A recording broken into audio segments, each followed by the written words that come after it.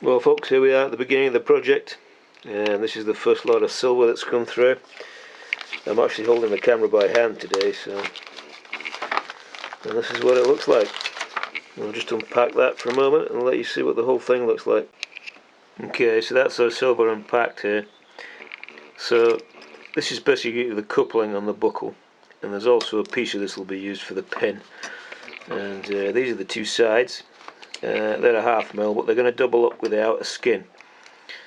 These pieces here, these are the hinges for the coupling and the base mount for the pin, which is the next bit we're going to do.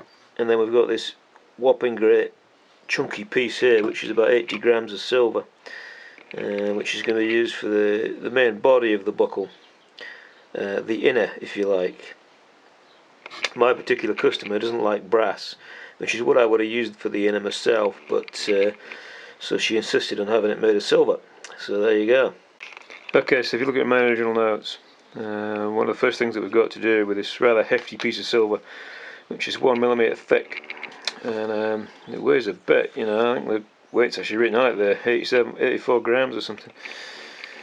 We've got to profile it in this shape here, which is kind of it's not quite a teardrop, but you get the idea. It's like a relay distribution with a tail on one end and a curve on the other. It actually comes from this, which is a curve making template, and I want it to, because there's going to be a skin going on the outside of this, so I want this to follow the inside line rather than the outside line. So we've now got to work out how to do that, and one of the things I intend to use is one of these, which is a bangle mandrel, which is quite a smooth round piece used for shaping silver into bangle. Okay, so if we look at this on the edge of the bangle mandrel, we can get about the first 1.5 centimetres of this curve by bending around the top part of the mandrel.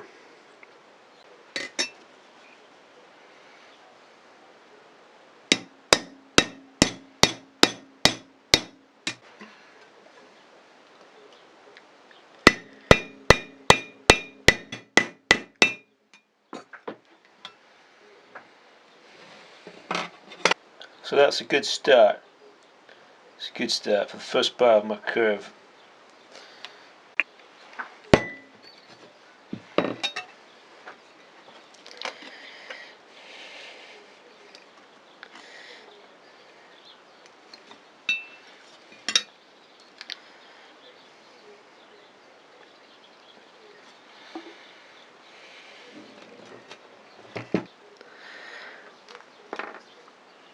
Okay, so what I'm doing now is just marking off the parts that I think are the right shape. So I think we're about there with it. And we've got to curl the back a little bit.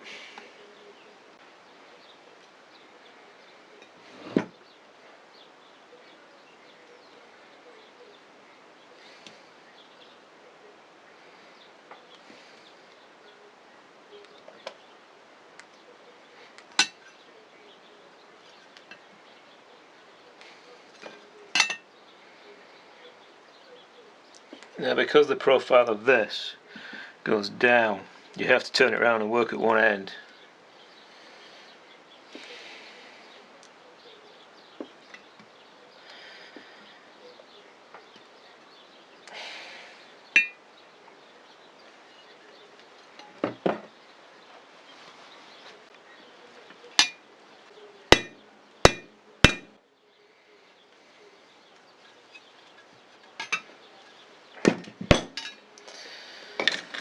Okay, I have to turn this around because I'm right-handed.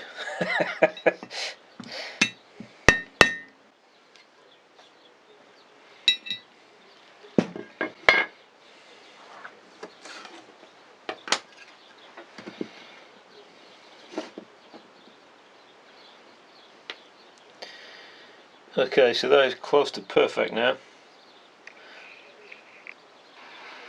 Alright, so we now have our shaped piece, a very slight teardrop profile. And you can see there it's quite nice, and it follows the curve, plastic curve, quite nicely. So we need to put some of the furniture onto this now, before we put the sides on. The reason for that is the soldering on the sides can make soldering the centre bit a little bit difficult, so we'll leave it open until we've got those on. Okay, so Cookson's Gold has sent me this, and it's already been curled.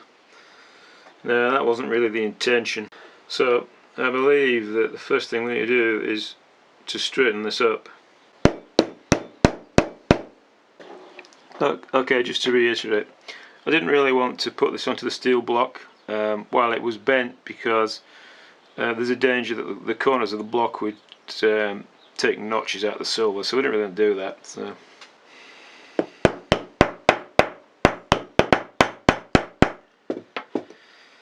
Okay, so the furniture for the buckle, which is going to go on the back side here, there's a coupler and a pin. So we need two rudimentary hinges. I have tried making these with fancy hinges before. It doesn't really work. So two rudimentary hinges, and they are going to be bent around a 3mm drill bit. This is 2.5mm, so that should give enough clearance for it to move properly. Okay, so the pliers are a little bit easier to hold, so I'm starting it off with the pliers. Trying to get it in the shot.